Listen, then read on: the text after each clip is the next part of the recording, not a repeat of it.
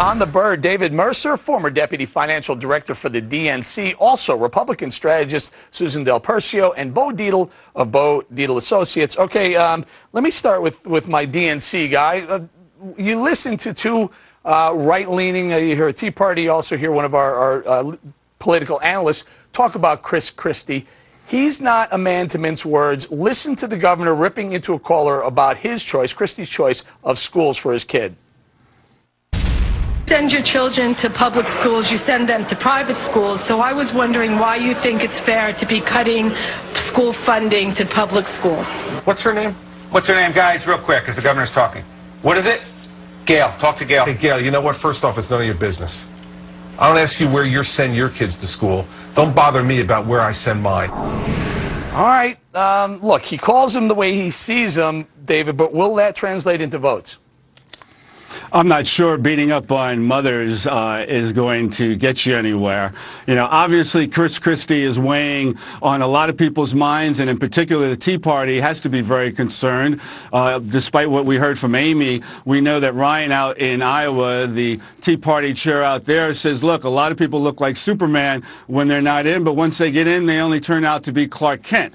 So I think he's weighing in. He's going to weigh on the minds of a lot of us, but particularly the Tea Party. And the question is he going to weigh down the GOP in trying to get a nominee for the contest in 2012? Dave, why is he concerned the Tea Party if he's not nearly as conservative as the Tea Party would like? Why wouldn't he concern the Mitt Romney camp?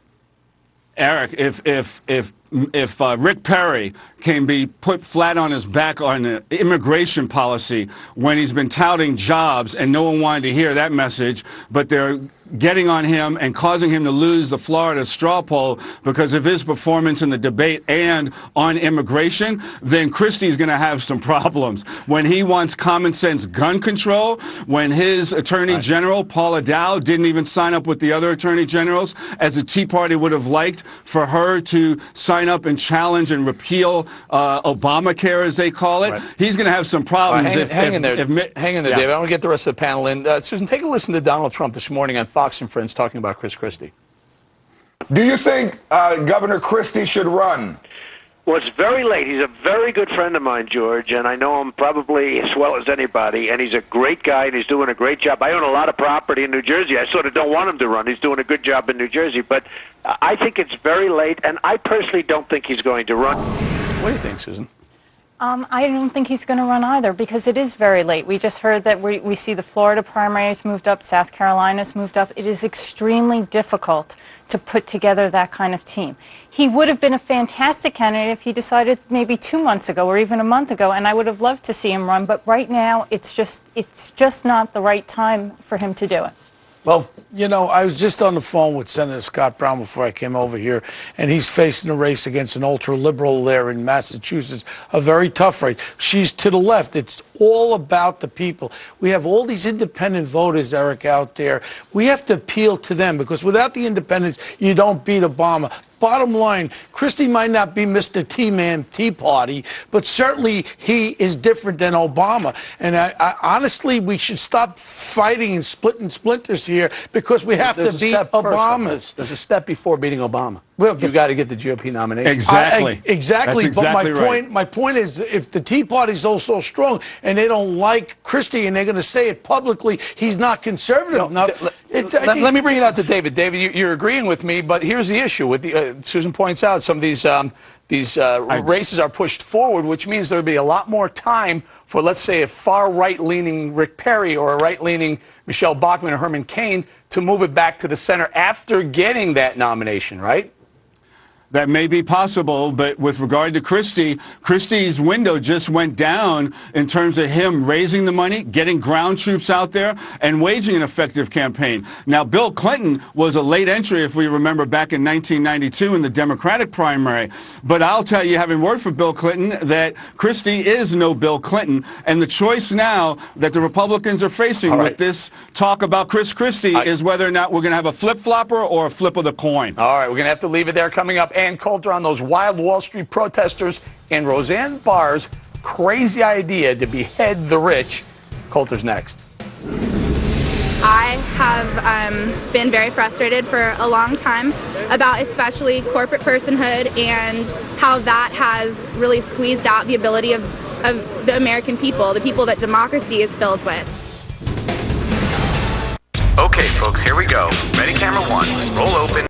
What's going on? These Wall Street protesters have no idea what they're protesting. They're trying to figure it out, and now that we're back out of that world of exaggeration and that dialogue with Ann to now the world of reality, you know, look, every time we go to these kinds of exaggerations and not to what we have facing us, which is jobs and putting money in the pockets of the American middle class. Eric, I got to ask you, I mean, are we not prepared to put a payroll tax cut extension in the pockets of the middle class? That's what we should be talking about right now and today. What are you talking about, sir? Dave, you know, look, I like having you on. You're a good guy. You're pretty smart. But what the heck are you talking about? I'm talking about, we should be talking about, look, I'm a Democratic, I'll tell you what I'm talking about. I'm a Democratic capitalist, and I want jobs for the middle class. I want money in their pocket. Well, and that is what is in front of us, and we should be talking about that. That anyone not on this show said don't cut the payroll tax. Say that again? Where did you get the indication that anyone said we're against the payroll tax cut? Well, why don't we promote that rather than that dialogue just before? Okay. Let's go for a payroll tax cut and get that jobs bill passed. That's what we should be focused on. Let's not mix these issues. Bo, take a listen to weigh in on this. Listen to Charlie Rangel on Wall Street at these protests. Listen to this, Bo. Congressman Rangel, what are you going to do to help? He's going to take the Brooklyn Bridge with us today. We got to make certain. Make a speech for the entire group right now, so if we can get I'll follow you. I'll follow you. I'll follow you. So we're going to bring you over. What can you do to help, Congressman? I'm down here. Trying to get other people to be down here. How we doing? Okay. All right, go ahead. Charlie's on the show. I like Charlie very much. I know him a lot of years. And this just shows you the epitome of what's going on with these anarchists. They come out, they got the hippies down there. If you ask 7 out of 10 of them why you're here, I like sleeping in a sleeping bag, and I like protesting. Why wouldn't they be protesting? Where should they be protesting? In front of the friggin' White House, because that's the president's there, and that's why our unemployment's so bad. They should be at the White House demonstrating, not my downtown. So right, Bo. You're red, you're right, and you're on the right side of issues. They should be in Congress passing the jobs bill. That's where they should be. Would Charlie Rangel refuse to take any contributions from Wall Street in front of that crowd? I don't think so, and it explains what's going on. I'll follow you. No, I'll follow you.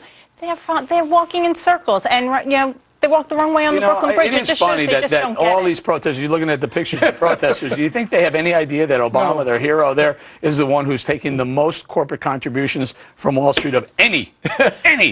Come on, Bo, but that's not the point, Bo. You're taking away from attention from the middle class. Let's talk about the middle class and what we do to shore them up. Why won't you talk about the protesters and their message? Why won't you acknowledge that, David? Because that's what we're supposed to be Because it's a distraction. Okay, it's a distraction from putting bread and butter on the tables of the middle class.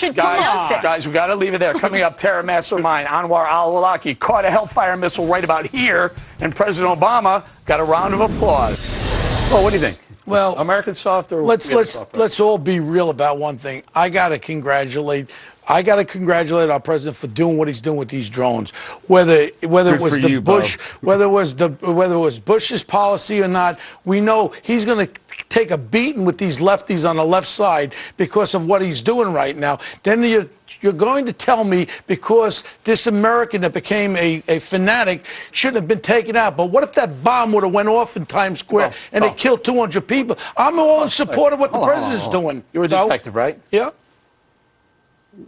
How do you get more information out of a bad guy? By shooting him and killing him, or by bringing him in for questioning? Well, it depends. If you can't capture him, when you already have the intelligence. Hold on. I'm asking Bo. Well, if you got a terrorist that are going to kill Americans, talking about a bad guy in the street. You got a drug ring you want to break up. You blow the druggie away if he pulls a gun, or do you take him in? Well, what you find do out is where the rest of the you get informants. You utilize informants, and that's how you get the information. You're not answering my question. Go ahead, David. You agree with Bo? It's better to kill these people than to bring them to Gitmo and find out where the rest of the bad guys hang out. Listen, and I also disagree with the congressman. Look, tough, yes. Braggart, no. One key difference between what Cheney is looking for and what Obama has done is results, okay? He got bin Laden, and he has been eliminating the terrorists. That wasn't happening under Bush and Cheney's watch. The second thing I'll point out to you, Eric, is let's go to George Will, the conservative columnist, and, you know, those who are watching him, watching on this program who love George Will. He's still looking for the apology from Cheney as to being in Iraq when we still were left We're going to stay on. Well, let's just stay on Obama's use of drone attacks versus enhanced interrogation and Gitmo. Susan, didn't we, in fact, get bin Laden because of some enhanced interrogation that was done at Gitmo? And we also got him because of all the policies set forth by the Bush administration, which Obama, as a candidate, criticized and said everything that was wrong of, but as a president, maybe he grew up a little, realized what goes into being in that chair, and had to step up and say, this is how we best can protect our country. I think he's doing the right thing with the drone attacks, but he is wrong in calling Americans soft, because at the end of the day, he should not be knocking the American public. He's calling soft on the economy. Eric, listen to me. You know, Khalid Muhammad there, when they waterboard him, they get all that information about 9/11. It worked. I think this president... What if they use a drone, Bo, and kill Khalid but I Muhammad? think this president can change his mind. Why can't a person change their mind? I think this president has changed his mind. This is one issue. What he's doing right now, I support him 100%. You can't keep chopping down. As far as the economy, he shouldn't be president. I just need David. Go ahead. Eric, I have a question for you. If it was so, if the procedures and the policies work so well, why in the 8 years did they not get it done? Okay, Get what done, sir? There's Get got what to be done? some They killed difference. bin Laden, did they not? Don't go and tell me that Obama's intel killed bin got Laden. a hold of Osama. Not during the Cheney-Bush years. Oh, come on. Are you out of your mind? Are you going to tell me that in a year and a half or 2 years, Mr. Obama got the intel that it took to go and find bin Laden? Yeah, granted, he pulled the trigger. Fantastic. Bush and Cheney I will tell you unequivocally. Because they were so busy in Iraq. Sir, they were so busy in Iraq with Saddam Hussein, they couldn't find him. David, the information that they gleaned waterboarding KSM led to the courier that happened to be the courier to bin Laden, and they followed that courier back to the bin Laden camp in Pakistan, and that's why bin Laden is dead right now, because of George Bush, not because of Barack Obama. Yeah, that's what you can think, but the results stand that it was Obama who got him, and that's the fact. Granted, Obama had the guts to pull the trigger. We'll give him credit for that. All right, we're going to have to leave it there. Coming up, Governor Perry's plan. They said we needed to triple the Border Patrol. Or now they're going to say we need to quadruple the Border Patrol. Or they'll want a higher fence. Maybe they'll need a moat. Maybe they'll want alligators in the moat. All right, let's bring it out to the panel. Susan, he's making a joke, but you heard the sheriff who's, he spent a lot of time on that border saying, yeah, a fence worked with some border agents. It is no joke, and in fact, that's the smugness of this president on this and many other issues that leads him to a 39% approval rating. And when it comes specifically to the border, I mean, you have to listen to the expert like the sheriff. He said you don't take anything off, so everyone's piling on Perry for saying maybe you use the military in a coordinated way. You don't just dismiss it. You listen to everything, and you listen to the experts, and then you move forward. But you don't make a joke about it. Good point. The sheriff was very on point. I do agree with him 100%. With that said, Mexico is our neighbor. The president of Mexico, all the good people of Mexico, they had 40-something thousand people killed in the last couple of years. We have a real problem. What we did in Colombia when we had to go in there. My point is, right now, if I send executives into Mexico City, I don't know who to hire for security. Because when I hire the police there, half of the police and the federales over there are corrupt. They're the ones that will do the kidnapping. My problem is, this should be a summit between our president and their president, and ask and request, we can help you because you can trust our soldiers. We know they're not going to be corrupted, but their army, their police force, everything in Mexico is corrupted. Hey, David, I say cut it off. I say cut the snake off at the head. Forget the free health care. Forget the free job, the guaranteed jobs. Forget the the representation in D.C., the lobbyists. It goes on and on. It's almost, as Sheriff Babu accurately described it, it's a magnet for illegals to come across.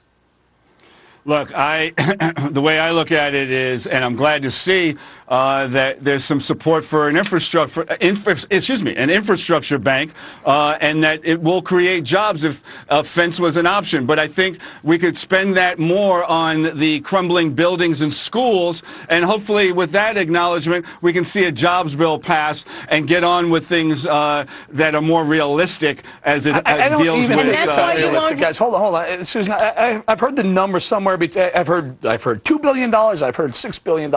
Whatever it costs to build a border fence, to patrol it. If it is $6 billion, for God's sake, we're just spending $860 billion on a stimulus plan that didn't create any jobs, and now Obama wants now, come on, Eric, you can't say it didn't work. Hold on, it didn't work. It didn't work. When unemployment goes from 7.5% to 9.1%, that didn't work in my book. Hang on. Go ahead. What's the most important thing that we can do for our country? Protect it. You know what? And this is why when we talk about issues like immigration and defending our country, the Democrats are afraid to go too into it. They don't want to talk about immigration policy because they know Americans are sick and tired of what this administration has not done. Susan, that's not true because we have a DREAM Act that we've been trying to get passed to deal with immigration. And secondly, the drug war is happening because of the demand for narcotics here in the States. And we need to deal with that. And there's so much money that we're giving them that allows them to kill each other in Mexico because they're making so much money from us. And you know what, Eric? And I talk about it all the time we do the show.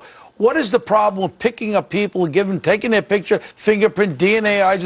What about identifying the ones that are here already and then close up our borders? But we have so many illegal, Bo. We don't need to close our borders. So why can't you identify them if they commit murder? What's the difference if you identify them? Because if they commit a murder, me as a detective, I want to know who they are. The immigration czar who decides whether murder is the reason to send someone back, armed robbery. How about lifting a convenience store? Well, if you're going to keep them here, and like in California, you're going to give them driver's license like they want to do in California. Let me identify these people. We're going to have to leave it there. We're going to say thank you to David Mercer, Susan Del Percio, and Bo Dietl. Coming up, Herman Cain's body language. What's he trying to tell us with that smirk? Watch carefully.